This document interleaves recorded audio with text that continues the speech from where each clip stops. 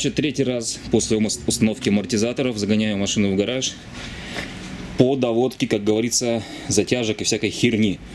Начала она у меня непонятным резиновым скрипом скрипеть, низкочастотным. Значит, на драйве мне помогли информацией. Сказали, что, скорее всего, действительно что-то неправильно затянуто. Вот, но уже не у амортизаторов, а в других элементах подвески. И тыкнули пальцем, что вот этот вот болт, он по инструкции должен, эта головка, быть у него с той стороны. Это, видать, когда я первый раз Бельштайны снимал, тут все менял, я их туда перевернул, потому что мне казалось, что тут этот чехол пластиковый, вот тот, защитный, он как бы, мне казалось, что он должен закрывать здесь, вот он закрывает здесь все. Я думал, что он должен все эти гайки закрывать, типа, чтобы они не ржавели, ничего. Но оказалось, он закрывает только вот эту гайку, этого болта. А здесь должна гайка с этой стороны торчать. Вот, это меня завело в заблуждение. Вот. И, короче, сейчас я все это дело переверну, и под нагрузкой килограмм 150 в 200 я затяну вот эту вот хиромантию. На этой стороне то же самое сделаю. Вот тут, видите, он правильно стоит, болт этот. Но я его всем распущу и под нагрузочкой затяну. Значит,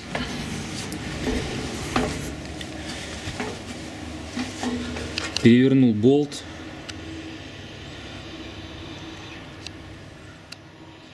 С гайкой. Затянул. Хорошо. Там, в принципе, 70 ньютонов, где-то 180 также довернул, как и амортизаторы. Интересно в том, что когда я его расслабил, этот болт, хорошо расслабил и проехал по препятствию, у меня не было вообще никакого звука, свиста, тишина была. Но все равно, когда я его под нагрузкой, у меня тут килограмм 200 было, под нагрузкой затянул, звук все равно слышно. Только насколько он тише, только на улице смогу узнать. Вот. Здесь также расслабил и под нагрузкой перезатянул, так же, как и с той стороны. Если сейчас будет опять звук такой же, то будет ясно, что здесь.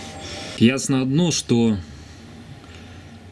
этот дебильный звук идет вот именно с крепежа вот этого болта, то есть ступицы к рычагу. Там вот этот сайлент-блок, причем все новое вроде бы, у меня в машине пробег там 10 с копейками, 14, по-моему. Вот, звук идет оттуда. Так, вот сейчас как раз только что болтал вам в камеру про этот сайлент-блок. Мне вот пикнуло сообщение. Человек говорит, попшикай на нее графиткой или ВДшкой. Вот. Если скрип пропадет, значит все-таки это сайлент-блоки скрипят. Ну, спасибо, Андрианич. Сейчас так и сделаем, пока тачка у меня в таком положении стоит. Вот. А вот тут товарищ с Кировска проезжал. Все хорошо? Все отлично. Вот, у него машина тоже постоянно что-то тюнингует, что-то меняет. С этими у него проблемы были, с тормозами, с колодками. Короче, китайское говно фуфло где-то купил. И пришлось по новые покупать теперь. И не скрипят уже, да? Ну, поставим, проверим. А, ты еще не поставил, ты еще на этих, на китайских, да, скрипучих ездишь. Да. Понятно. Я поскрипываю. Понятно. Туда бы еще подлезть этой ВДшкой.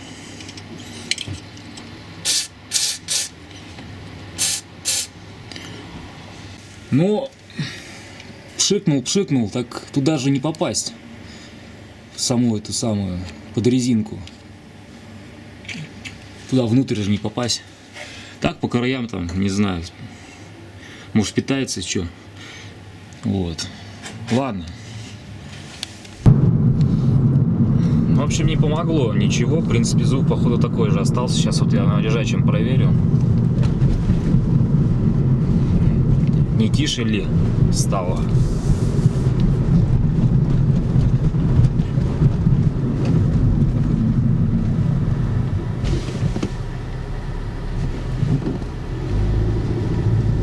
Так, непонятно.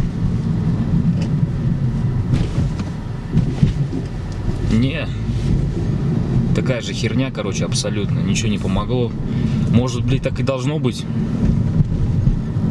Эти рычаги там, сайлентблоки так херачат. Потому что на отпущенных звука нету, на отпущенных болтах. То есть, блин, ну что, их не затягивает, что ли, блин? Блин, я вот не помню уже теперь, сомневаюсь, было ли у меня на стоковых так. Зараза, может, я не замечал, блин, может, это просто косяки машины, подвески самой. Ну, в общем, все, крутить там больше нечего. Так что, блин, придется так ездить.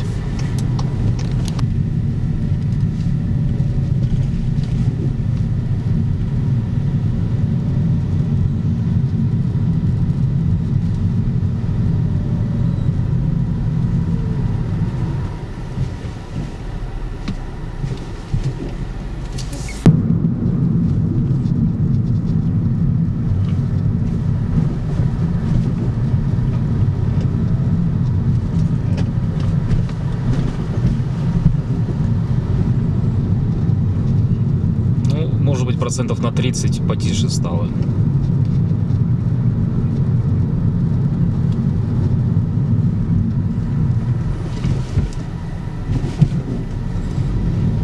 То есть, как бы, короче сам звук этот стал по времени.